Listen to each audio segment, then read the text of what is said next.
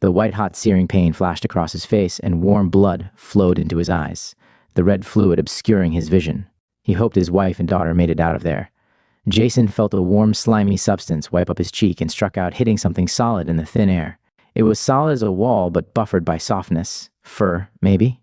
A growl sounded, and he wiped the blood from his eyes. As he did, a tall, emaciated figure seemed to just materialize into view. The thing was skeletally thin, with jet-black matted fur covering it from head to toe except its face. The face was the worst part, a yellowing skull, like a deer but with the jaw of a wolf, with antlers on its head. It had a broad chest and wicked jet-black claws on all four of its long, thin fingers.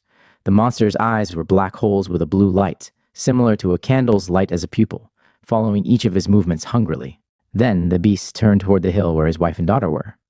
Jason heard it too, his daughter crying. He acted without thinking, launching himself onto the back of the beast.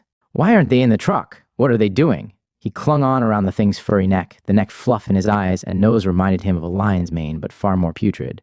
Jason screamed and wrenched back, but the creature was way too strong, dragging him along up the hill like a small child, piggyback riding a bulldozer. There was nothing else he could do. Jason acted without conscious thought, his mind racing with terrible what-ifs. He bit the creature on the neck. The thing howled and reached back to grab him, whether he caused the thing pain or just startled it as much. As he startled himself with this move, he didn't know. But it stopped the vile thing in its tracks. Jason's arms were bruised and bloodied. He could feel a warm, sticky fluid all over the front of his body trickling down to his belt line from his chest and stomach. His ribs felt like they were on fire. He most likely had a broken rib or two. The thing's claw dug into him as its alarmingly flexible arms came around and hooked his shoulders. But Jason clung on harder, biting with all he was worth. Warm, putrid, thick liquid spilled into his mouth, and the creature broke him loose, throwing him into the heavy metal soccer goal. Jason crumpled. The black oil-like fluid in his mouth was foul but somehow familiar. He had a feeling he knew the taste, and relished its disgusting taste for some reason. Then, a burning feeling flowed up through him like acid in his veins. Jason fought to his hands and knees, feeling like his entire body was on fire. He heard a voice distantly say, "Are you awake?"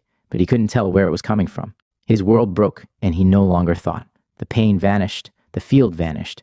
The very idea of anything at all except to kill the thing that threatened his family had faded away faster than smoke in a strong wind.